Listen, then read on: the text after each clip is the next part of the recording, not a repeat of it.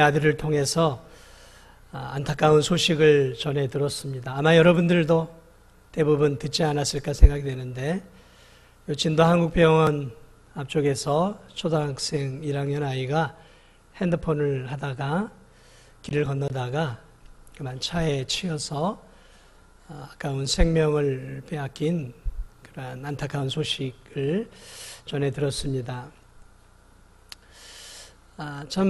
가정으로서는 큰 비극적인 일이었겠죠. 그런데 오늘 저는 이 본문을 바라보면서 운전자는 어땠을까라는 생각을 해봤습니다. 운전을 하면서 본인이 어린아이를 죽일 거라고 꿈에라도 생각해 보았겠습니까? 아마도 평상시처럼 운전을 하고 가다가 느닷없이 아이가 아마 튀어나오지 않았을까 생각이 됩니다. 정황을 저는 잘 모르겠지만 어쨌든 당황을 했을 것이고, 원치 않게 이 운전자는 한 아이의 생명을 빼앗아간 원치 않은 살인자가 된 것이죠. 오늘날은 이 물질 문명이 발달하면서 이 자동차가 급속하게 보급되면서 대개 이 자동차 운전들을 다 하고 다녀요. 그러다 보니까 이 자동차로 인해서 사고가 제일 많이 나고, 또 자동차로 인해서 사람들이 원치 않게 많은 사람들을 죽이게 되는 그러한 일들이 일어나게 됩니다.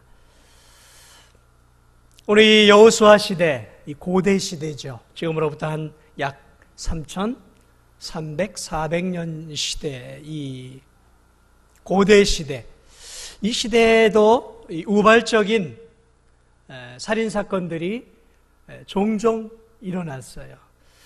그 당시에는 어떻게 이 사고들이 일어났냐면, 이 성경에도 나와 있는데, 이 도끼질을 하다가 이 도끼날이 이 나무 이 대에 이제 헐거워지게 되면 이 도끼질을 힘껏 하다가 그 헐거워진 틈이 벌어지면서 이 도끼날이 이렇게 밖으로 튕겨져 나가요. 그러다가 돌아서 옆에 있는 다른 사람들의 이마나 정수리에 이렇게 박히면서 우발적인 살인들을 하는 일들이 이렇게 생겨나는 것들을 보게 됩니다. 그뿐만이 아니라 싸움을 하게 될 수도 있지 않습니까? 서로 간에 화가 나서 서로 싸우다가 한 대 탁 쳤는데, 홧김에 쳤는데 억 하고 그냥 죽는 경우들도 있죠. 죽이려고 죽인 게 아니라 홧김에 한 대 때린 것이 그냥 살인으로 이어져 버린 거예요. 도끼질 한번 잘못 휘둘렀다가 사람을 죽이게 되는 것이죠.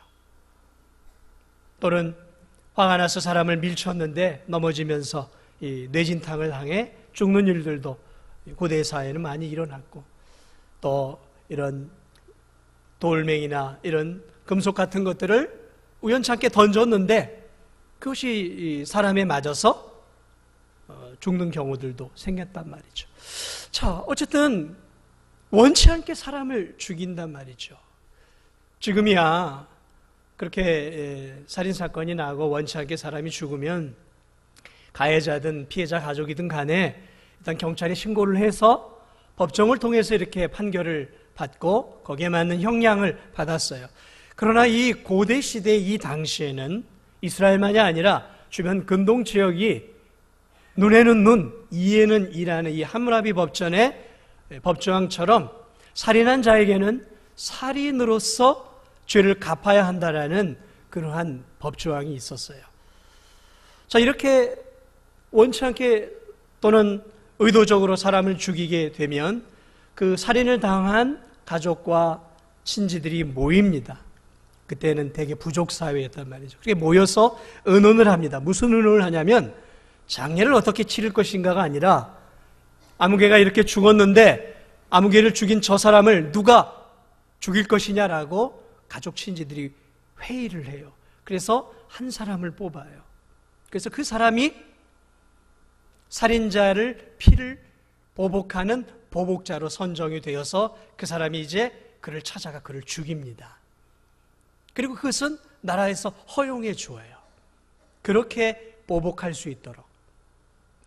자, 의도적으로 사람을 죽이는 경우라면 그렇게 해도 괜찮지요. 그런데 오늘 본문에 나와 있는 것처럼 의도성이 없었어요.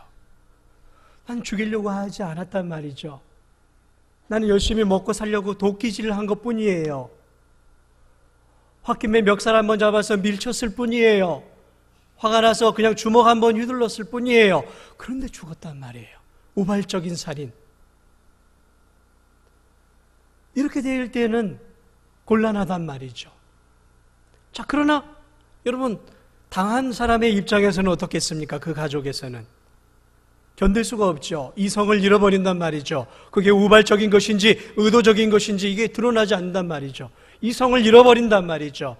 그러므로 우발적인 살인이었음에도 불구하고 그 가족들은 죽은 가족으로 인해서 애통해하면서 보복을 결심한단 말이죠. 자, 그러면 그 보복자가 이 사람을 죽이게 되면 애꿎은 사람이 죽는 거예요. 비록 살인을 했지만 의도성이 없었단 말이죠.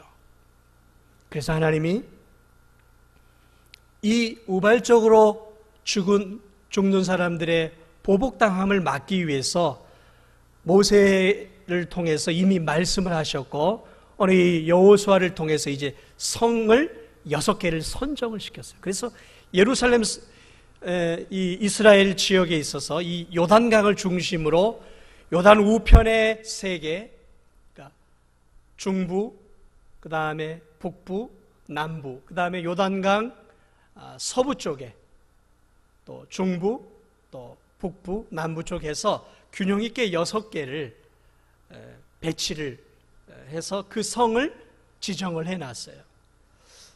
그래서 우연찮게 사람을 죽이게 될 경우에 이 사람은 무조건 도망을 쳐야 하는 것이죠. 왜냐하면 바로 죽은 가족이 회의를 해서 피해 보복자를 설정을 하면 그 사람이 자기를 쫓아와 죽여도 자기는 할 말이 없는 거예요. 그러므로 이 사람은 죽을님을 향해 사람을 죽인 뒤에는 바로 도망을 갔어요. 집에서 뭐 물건을 챙기고 머리에 보따리를 싸고 할 틈이 없는 거죠. 생사가 걸린 문제이기 때문에 이 사람은 사람을 우연찮게 죽이게 된 그 순간에 모든 것들을 다 버려두고 도망을 가는 거예요. 어디로 도망을 가냐면 그 6개의 성읍 중에서 가장 가까운 성읍이에요. 참 놀랍게도 이 성이 위치한 위치를 보면 이스라엘은 이 땅덩이가 강원도만 해요. 크지 않아요. 그런데 거기에 이 중부, 북부, 남부 지역을 통해서 이 성과 성 사이가 30에서 50km 사이예요. 그러니까 어디에서 우발적으로 살인을 했더라도 이 사람이 도망갈 수 있는 거리가 그 성에 도달할 수 있는 거리가 아무리 멀어도 30에서 50km 안팎이었어요. 다시 말하면 죽을 힘을 향해 달려가면 반나절이면 도망갈 수 있도록 하나님이 적절하게 6개의 성읍을 이스라엘에 허락해 주었어요. 근데 놀라운 것은 그 성들이 굉장히 고지가 높은 성들이에요. 오늘 성경에 기록되어 있는 6개가 나오는데 고지가 높아요. 그러니까 낮은 곳이 아니라 높은 곳에 있어서 이 살인자가 그 도피성으로 도망을 할 때 도대체 이 성이 어디에 있는 거야? 찾지 못하도록 한 게 아니라 찾을 수 있도록 고지대의 6개 성을 하나님이 허락을 해 주셨어요. 이 레위인의 성읍이에요. 이 성읍들은 다시 말하면 영적 지도자들이 있는 성읍들이었다라는 것이죠. 그리고 그 성읍들로 이 도망자들이 도망을 갈 수 있도록 해마다 봄이면은 도로 정비를 잘 해놨다고 그렇게 이제 이 기록들이 남겨져 있어요. 그래서 도망자들이 우연찮게 살인을 하고 살기 위해서 그 6개의 성읍으로 도망할 수 있도록 도로를 봄마다 잘 정비를 해놨어요. 그리고 거기엔 그 도로마다 중요한 곳에 이정표나 팻말이 반드시 있어서 도피성으로 가는 그 길들을 표시를 해놨어요. 자, 이렇게 하나님은 우연찮게 사람이 살인을 하고 피할 수 있는 6개의 성읍을 만들어 놓았다라는 것이죠. 그리고 도망자들은 그곳을 향해 죽을 힘을 향해 달려갔어요. 왜냐하면 이 성읍 안에만 들어가면 그가 살인자라 할지라도 피해 보복자가 그 성 안까지는 들어올 수 없었어요. 그게 이스라엘의 법이었어요. 그러니까 일단 그 성 안으로만 들어가면 피해 보복자가 오늘날 말하면 칼을 갖고 있든 도끼를 가지고 가든 권총을 가지고 가든 그 앞까지는 쫓아갈 수 있어요. 지구 땅끝까지 쫓아가서 죽일 수 있단 말이죠. 그런데 그 우발적 살인자가 그 성 안으로 들어가면 그 성 안으로까지는 못 들어갔어요. 거기서 멈췄어야 돼요. 그러므로 우발적 살인자가 유일하게 살 수 있는 것은 도피성밖에 없었어요. 6개 있는 그 도피성. 오늘 이 본문이 이야기해주고 있는 부분들을 저는 일단 쭉 여러분에게 설명을 해드렸습니다. 이것이 이스라엘의 도피성 제도예요. 자, 그래서 그 앞까지 가서 그냥 쑥 들어간 게 아니라 그 성 앞에, 문 앞에 서서 그 도망자가 소리를 질러요. 어떻게 소리를 지르냐면 살려주세요. 그러면 대개 그 성문 바로 안쪽에 누가 있었냐면 백성의 지도자급인 장로들이 있었단 말이죠. 그럼 그들이 그 소리 짓는 사람들의 소리를 나와서 들어요. 그러면 이 살인자가 소리를 치며 외칩니다. 살려주세요, 살려주세요. 그러면서 그들에게 고합니다. 뭘 고하겠습니까? 자신이 도끼질을 한번 잘못 휘둘렀다가 사람이 죽은 이야기를 하는 거예요. 제가 도끼질을 하다가 그 도끼다리 들어 사람을 쳐 죽였습니다. 그래 이렇게 여기까지 도망왔습니다. 좀 살려주세요. 저를 이 성 안으로 들어가게 해주세요. 저를 살려주세요. 라고 그들에게 간구해요. 그러면 그 성 안에 리더격이 되는 그 장로들이 모여서 회의를 해요. 어떻게 할 것인가. 그래서 그 이야기를 듣고 일단 그를 그 성 안으로 들어오게 합니다. 그러면 일단 안전한 거예요. 그러나 거기서 이제 들어와서 안전한 후에 얼마 후에 이제 정식 재판이 회부가 돼요. 그러면 피고인 측과 또는 이 고소, 피해 고발자, 죽이려고 했던 그쪽들이 함께 모여요. 그래서 정식 재판이 이루어져요. 그래서 그 재판을 통해 이 사람이 정말 우발적인 살인이냐 아니면 의도적이고 계획적인 살인이냐를 이제 따져보고 그것이 우발적인 살인이다라고 이제 판명이 되면 이 사람은 이제 어디서 살게 되냐면 그 피한 그 도피성에서만 살게 돼요. 그리고 그 성 안에 밖으로 나가면 안 돼요. 그 성 안에서만 살아야 돼요. 언제까지 살아야 되느냐? 오늘 이 본문에 나와 있지 않지만 다른 도피성에 대한 다른 본문을 보면 대제사장이 죽을 때까지 그 성에 살아야 돼요. 그 성이 큰 성이든 작은 성이든 상관이 없어요. 대제사장이 죽기 전까지는 10년이고 20년이고 그 성을 벗어나면 안 되는 거예요. 피해 보복자들이 바깥에 있는데 나다니다가 죽을 수도 있고 또 어쨌든 사람을 죽인 도의적인 책임이 있기 때문에 그 성 안에 갇혀 있어요. 거기서만 살아요. 어떻게 보면 가택연금과 같은 것이죠. 그 안에서만 살아야 돼, 그 성. 만약에 대제사장이 죽지 않았는데 이 사람이 가족이 보고 싶고 사랑하는 아내가 보고 싶고 자녀와 부모가 보고 싶고 친구가 보고 싶어서 몰래 그 도피성을 나와서 고향을 방문하다가 자기를 죽이려고 하는 그 피해 복수자를 만나게 되어서 죽게 되면 이 모든 책임은 누구에게 있습니까? 본인에게 있는 거예요. 그 사람은 그 피해 보복자는 얼마든지 죽일 수 있어요. 그러나 그 성 안에서만큼은 죽일 수가 없는 거죠. 그래서 그 성을 도망해서 피하는 도피성으로 하나님 만들어 주신 거죠. 그런데 이 사람이 이제 10년, 20년 살다가 완전히 해방되어서 자신의 고향으로 돌아갈 수 있는 유일한 방법이 있는데 그것이 무엇이냐면 대제사장이 죽는 거예요. 대제사장이 죽게 되면 그는 이제 자유인이 되어서 자신의 고향으로 갈 수 있어요. 대제사장이 죽게 되면 이제 피해 보복자도 이제 복수를 멈춰요. 모든 게 다 끝나는 거예요. 대제사장이 죽으면 모든 게 다 끝나요. 피해 보복도 끝나고 그 사람도 더 이상 그 성에서 벗어나 완전한 자유인이 되어서 고향으로 돌아갈 수 있는 거예요. 이것이 구약에서 말하고 있는 도피성에 대한 구체적인 이야기들입니다.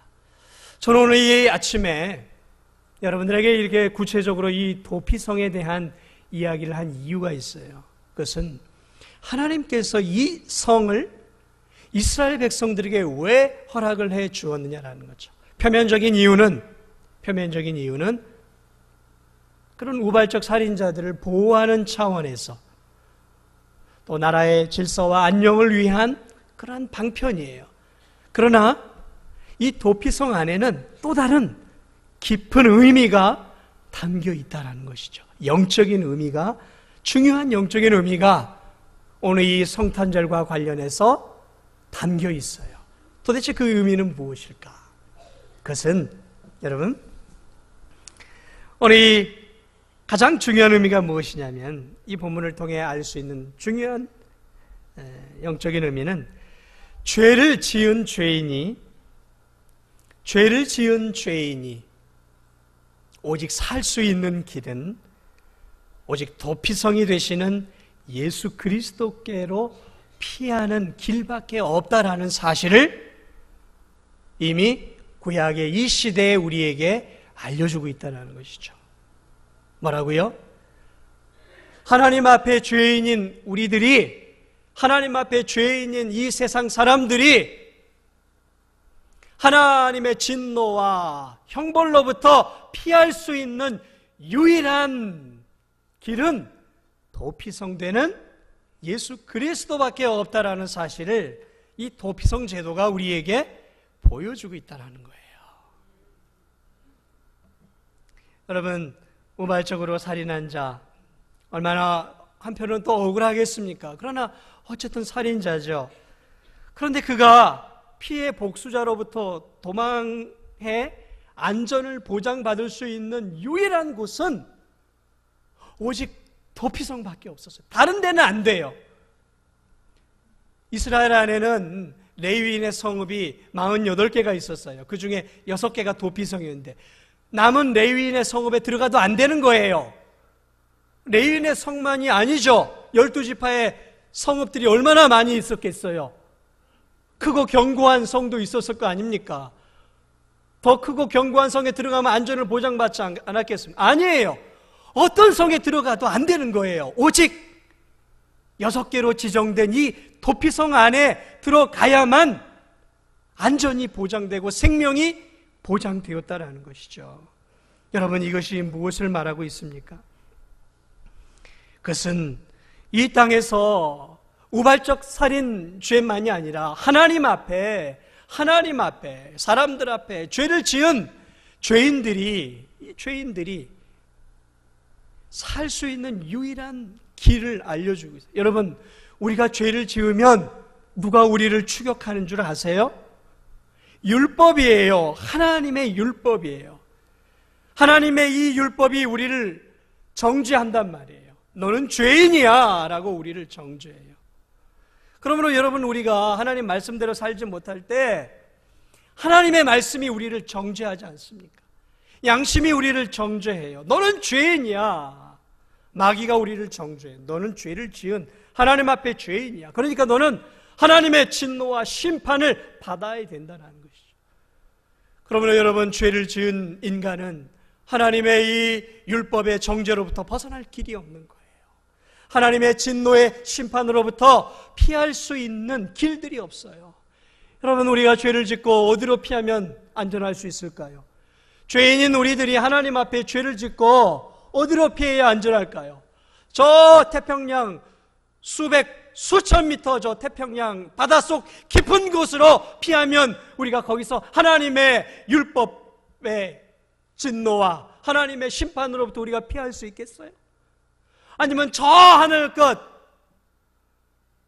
저 수없이 많은 별들 사이로 우리가 피하면 하나님이 거기서 우리를 찾아내지 못하고 심판하지 못하겠습니까? 저 아마존 정글 숲 가운데 숨어버리면 하나님이 우리를 심판하지 못하시겠습니까? 우리가 어디로 피한다고 하나님의 진노와 이 율법의 저주를, 진노를 피할 길이 없는 거예요. 끝까지 우리를 추격해요. 이 피의 보복자가 이 죄인을 끝까지 추격하는 것처럼 하나님의 율법의 정죄가 우리를 끝까지 추격을 한단 말이죠. 피할 길이 없어요. 이 땅에서 우리가 피할 수 있는 안전한 곳은 없다라는 것이죠.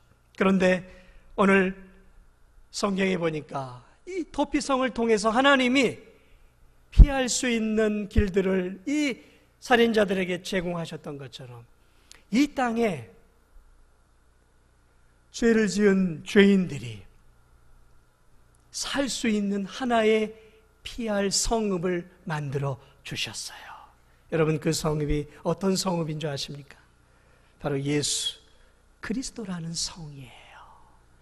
예수 그리스도께서 이 땅에 오신 이유는 바로 자신들의 죄로 인해서 하나님의 진노와 심판을 받아 영원한 형벌과 저주를 받아야 되는 우리들, 피할 곳이 없이 하나님의 심판을 받아야 되는 우리들에게 살 수 있는 피난처를 주시기 위해 바로 예수 그리스도를 이 땅에 보내주신 거예요. 찬송가에 그런 찬송가가 있죠. 피난처 있으니 환난을 당한 자 이리 오라. 피난처를 주셨어요. 여호와는 나의 산성이시여, 나의 방패시여, 나의 피할 바위시여. 이 세상에 죄를 지은 죄인들에겐 반드시 하나님의 심판이 따르고 정죄가 따릅니다. 그런데 하나님께서 정죄받아야 될 우리들을 향해 피할 길을 보내어 주셨어요. 그분이 바로 도피성이 되시는 예수 그리스도이십니다. 요한복음 10장 10절에서 예수님이 이렇게 말씀했어요. 내가 온 것은 양으로 생명을 얻고. 예수님이 이 땅에 오신 게 뭐라고요? 우리에게 생명을 주시기 위해 오신 거예요. 하나님의 영원한 진노와 저주의 심판으로부터 우리를 건져 생명을 주시기 위해 오신 거예요. 그래서 요한복음 11장 28절에서 예수님이 우리를 초대하지 않습니까? 수고하고 무거운 짐진 자들아 다 내게로 오라. 왜요? 죄의 짐을 지고 가는 우리들이 어디로 피할 수 있겠습니까? 어디에 죄의 짐을 내려놓고 참된 안식을 얻을 수 있겠어요? 그런데 피난처가 되시는, 산성이 되시는 예수 그리스도가 오셨어요.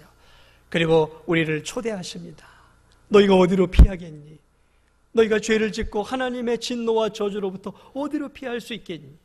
오직 피할 길은 나밖에 없다. 그러므로 죄의 짐을 지고 수고하는 너희들, 무거운 짐진 자들아 다 내게로 오라. 내가 너희를 쉬게 하리라. 도피성 되시는 예수 그리스도의 모습을 우리가 볼 수 있는 거예요. 바로 그 예수 그리스도께로 가면 그 무거운 죄의 짐을 거기에서 다 내려놓을 수 있는 거예요.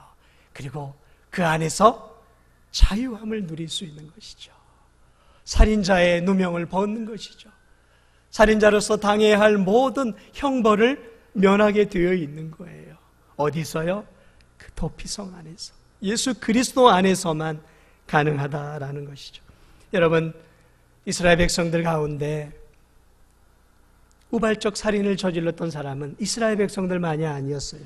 그 당시에 거기서 우고하고 있었던 이방인들도 그런 죄를 저질렀고, 또 지나가는 외국인 나그네들도 그러한 죄를 저질렀단 말이죠. 그런데 성경을 보니까 이스라엘 백성들만 그 성에 피하는 게 아니라 누구든지 그가 이방인이든 외국인이든 이스라엘 백성이든 헬라인이든 로마인이든 그게 흑인이든 백인이든 아프리카인이든 상관이 없었어요.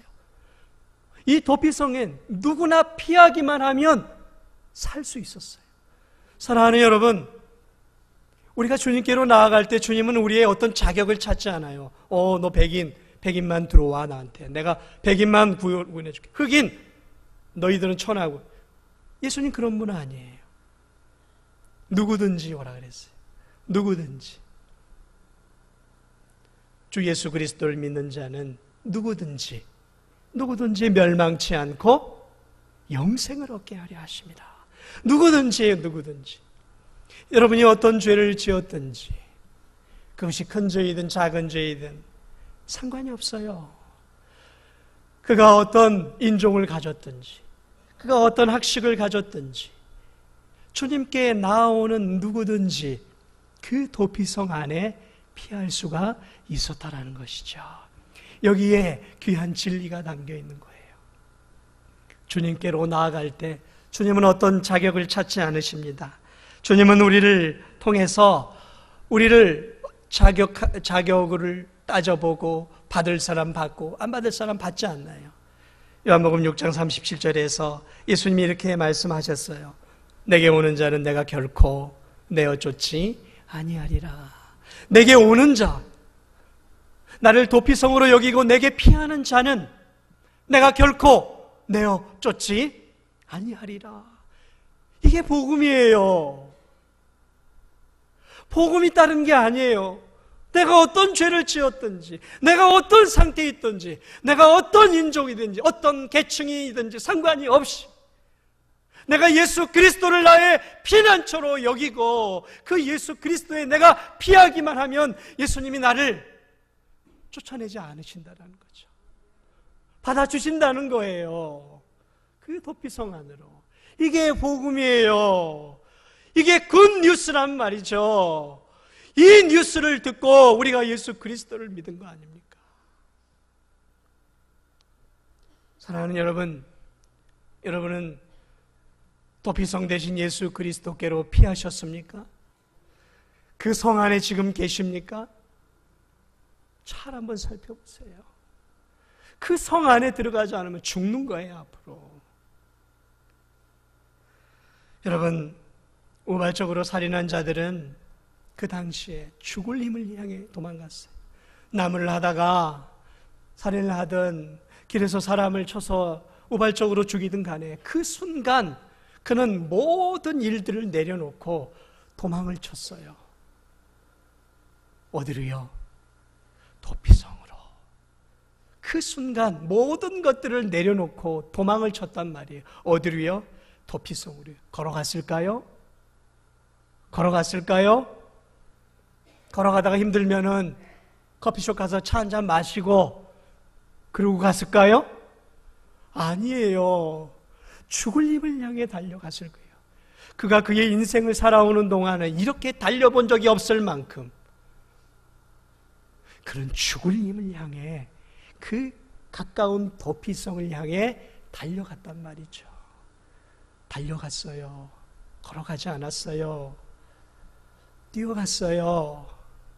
숨이 턱 밑에까지 찾아와도 쉬지 않았어요. 왜요? 곧 피의 보복자가 자기를 추격하고 있기 때문에 그 추격으로부터 벗어나 안전한 곳으로 도착하기 전까지는 그는 쉬지 않고 달리고 또 달렸단 말이죠. 어디까지요? 그 도피성 안에 들어갈 때까지는 그는 안심하지 않았단 말이에요. 사랑하는 여러분, 언제 우리의 인생이 마무리될지 모릅니다.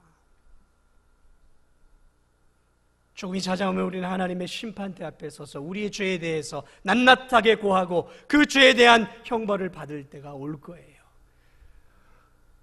지금도 율법의 진노와 저주가 우리를 쫓아오고 있단 말이죠. 여러분, 그런데도 아직도 예수 그리스도에게로 피하지 않고 아직도 내 인생은 멀었어. 죽을 날 아직도 멀었어. 나 이제 20대인데, 나 이제 30대인데, 나 이제 40대인데. 사랑하는 여러분, 인생은 금방 지나갑니다. 저도 10대가 엊그제 같았어요. 여기 계신 분들 다 꽃다운 10대를 가지셨을 거예요. 그런데 지금 60, 70, 80, 90대가 되셨잖아요. 금방이에요. 그러니까 빨리 피해야 되는 거예요. 죽을 힘을 향해 안전한 곳으로 들어가야 되는 거예요. 그 성 안으로 들어가야 된단 말이죠. 살인자가 성 앞에 도달하면 그냥 들어가지 않았어요. 그 지도자 장로들을 불러다 그들에게 이야기했어요. 제가 살인죄를 저질렀어요. 제가 도끼로 나를 휘두르다가 그 사람을 원치 않게 죽였습니다. 제가 잘못 주먹 한번 휘두르고 돌 하나 잘못 던졌는데 돌에 맞아 죽었어요. 제가 살인을 우발적으로 했습니다. 제가 어쨌든 사람을 죽인 살인. 그런데 나를 죽이려고 그가 추격하고 있습니다. 나를 살려주십시오. 이 성 안으로 들어가게 해주십시오. 나를 이 성 안에 들어가게 해주셔서 나를 안전하게 살게 해주십시오라고. 여러분, 그 우발적 살인자는 있는 힘을 다해 자기의 죄를 고하고 살려달라고 외쳤단 말이죠. 거기서 그냥 나 이렇게 했는데 살려주려면 살려주고 들어오게 하려면 하고 말라 마시오 이렇게 했겠어요? 그렇지 않단 말이죠. 살려달라고 내가 이런 죄를 원치 않게 저질렀는데 살려달라고 외쳤을 거란 말이죠. 여러분, 예수 그리스도께로 달려가는 것도 중요해요. 그러나 더 중요한 게 있어요. 그것이 무엇이냐면 그분 앞에 나의 죄를 고백하고 회개해야 하는 거예요. 하나님, 나는 죄인입니다. 하나님 앞에 죄를 지었습니다. 나는 지금도 죄를 짓고 살아가고 이 죄 때문에 나는 율법의 정죄를 받아 영원히 지옥에 떨어질 수밖에 없는 죄인입니다. 주님, 나를 용서해 주옵소서. 내 죄를 용서해 주옵소서. 나의 죄를 십자가의 법의 피로 용서해 주시고 나로 주님의 품 안에 주의 자녀로 나를 받아 주옵소서. 구해야 되는 거예요. 은혜를 구해야 되는 거예요. 그저 교회 나온다고 되는 게 아니라, 교회 예배 드린다고 되는 것이 아니라, 그 예수 그리스도, 피난처가 되시고 도피성이 되시는 그 예수 그리스도 앞에서 주님, 나는 영원한 지옥을 갈 수밖에 없는 죄인이오니 주여 내 죄를 용서하여 주시고 나를 받아 주옵소서. 나를 당신의 자녀로 받아 주시고 나를 당신의 자녀로 품어 주옵소서라고 생명을 다해 간구해야 한단 말이죠. 이 작업이 없으면 그 성에 들어갈 수가 없었어요. 그 성에.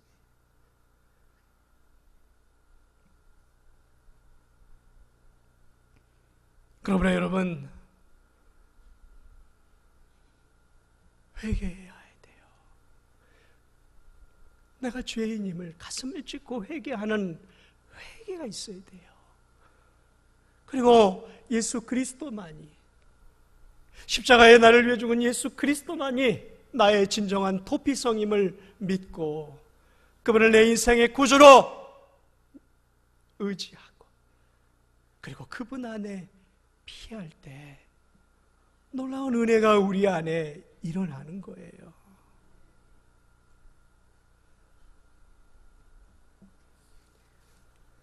하나만 더 마지막으로 말씀을 드리고 마치도록 하겠습니다.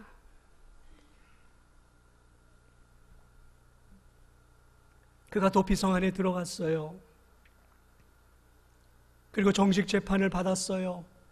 우발적인 살인자임이 드러났어요. 그래, 그는 그 성에 살아야 돼요. 여러분, 그런데 여러분, 그 성에 사는 게 아무리 큰 성이라 할지라도 고향이 있고 친족이 있고 가족이 있는 그 사람이 거기서 사는 게 얼마나 답답하겠습니까? 그런데 놀라운 것은 이 사람이 고향으로 돌아갈 수 있는 유일한 길이 있었어요. 그 유일한 길이 무엇이냐면 대제사장이 죽으면 돼요. 대제사장이 무엇입니까? 성소에서 하나님과 백성의 중보자 역할을 하면서 백성의 죄를 대속해 백성의 죄를 대신해서 1년에 한 차례 지성소에 들어가서 하나님 앞에 제사를 드리는 대제사장, 이 대제사장이 죽으면 이 사람은 이제 피의 보복자로부터 자유로워지고 그 성으로부터 자유로워져서 완전한 자유자가 돼요. 새 생명을 다시 얻게 되는 거예요. 새 생명을. 사랑하는 여러분, 이 구약시대 대제사장이 누구를 의미합니까? 히브리서 4장 14절에 이렇게 말씀하고 있어요. 그러므로 우리에게 큰 대제사장이 계시니 승천하신 이 곧 하나님의 아들 예수시라. 우리에게 큰 대제사장이 있으니 승천하신 이 곧 하나님의 아들 예수시라. 여러분, 왜 대제사장이 죽어야만 이 사람이 완벽한 자유를 하나님이 허락해 주셨을까요? 그저 한 사람이 죽은 것뿐인데 왜 이 사람들에게, 많은 도피성에 있는 많은 우발적 살인자들이 그 대제사장이 죽음으로 사면이 되어서 완전한 해방과 자유를 얻게 되었을까요? 왜냐하면 구약의 대제사장은 앞으로 이 땅에 우리의 죄를 대신 지시고 제물이 되시고 친히 대제사장의 역할을 감당하실 하나님의 아들 예수 그리스도를 상징하기 때문에 그래요. 그 대제사장이 죽어야 이 사람이 완전한 자유를 얻는 거예요. 예수 그리스도가 이 땅에 오셔서 대제사장으로서, 제물로서 우리의 죄를 위해 십자가에 죽으시고 그 피를 흘려야만 우리가 완전한 자유를 얻게 되는 거예요. 그 보혈의 공로가 우리를 자유케 하는 것이지 그 외에 어떤 것도 우리를 자유케 하는 게 없다는 것이죠. 그리스도가 죽고 그분의 그 흘리신 보혈이 흘려지고 그 보혈을 믿을 때 우리가 어떤 죄를 지었든 하나님 앞에 완벽한 자유인이 되고 완벽한 하나님의 백성이 되고 저 영원한 하나님의 자녀가 되는 것이죠. 사랑하는 여러분, 이 도피성 예수 그리스도, 여러분 그리로 피하셨습니까? 그리로 피해서 여러분 안전하십니까? 그 안에서 참된 자유함을 누리고 계십니까? 여러분이 예수 그리스도를 나의 죄를 용서해 주시는 하나님의 아들로, 그분이 하늘의 영광을 버리고 아기 예수로 이 땅에 오신 이유가 무엇입니까? 우리에게 피난처가 되기 위해서 오셨어요. 우리에게 도피성이 되기 위해 오셨어요. 우리에게 영원한 생명을 주시기 위해 십자가에 죽으러 오신 것이에요. 그러므로 여러분, 우리의 살 길은 예수 그리스도밖에 없는 거예요. 다른 이로서는 구원을 얻을 수 없나니 천하인간의 구원을 얻을 만한 다른 이름을 우리에게 주신 일이 없는 거예요. 영접하는 자 곧 그 이름을 믿는 자들에게는 하나님의 자녀가 되는 권세를 주셨나니 주 예수를 믿으라. 그리하면 너와 내 가족이 구원을 얻으리라. 얼마나 성경이 우리에게 명쾌하게 이 도피성 되신 예수 그리스도를 말씀하고 있습니까? 어떻게 이렇게 명쾌한데도 아직도 여러분 가운데 이 도피성 되신 예수 그리스도를 의심하고 계시는 분들이 있습니까? 왜 이 성 안으로 아직도 들어가기를 주저하고 계십니까? 왜 자신의 죄악들을 낱낱이 고백하고 회개하지 않습니까? 왜 아직도 나를 의지합니까? 왜 아직도 내 행위를 의지하고 아직도 나의 종교적인 활동을 의지하면서 내가 이렇게 살면 구원을 얻을 수 있겠지, 내가 이렇게 선한 일을 하고 이렇게 좋은 일들을 하면 하나님이 나를 받아주시겠지? 아니에요. 도피성으로 들어가야 되는 거예요. 그 성 안으로 들어가야만 안전이 보장이 되는 거예요. 구약은 그것을 분명하게 우리에게 말씀해 주고 있어요. 여러분, 피하세요. 그 성으로 피하세요. 죽음의 그림자가 여러분 발치에까지 와 있을지 몰라요. 죽음의 그림자가 오늘 밤 여러분의 침상에 다가올지도 모른단 말이죠. 그러므로 빨리 들어가야 해요. 죽음이 찾아오기 전에, 죽음의 그 심판 앞에, 율법의 정죄에 여러분이 서기 전에 예수 그리스도를 나의 구주로, 나의 하나님으로 나의 삶의 도피성으로 믿으시고 그 안으로 도망가세요. 죽을 힘을 향해 도망가세요. 그 안에서만 저와 여러분이 영원토록 참된 자유를 누리고 살 수 있습니다. 성탄절은 바로 우리에게 도피성을 주시기 위해 이 땅에 예수 그리스도가 오신 날이에요.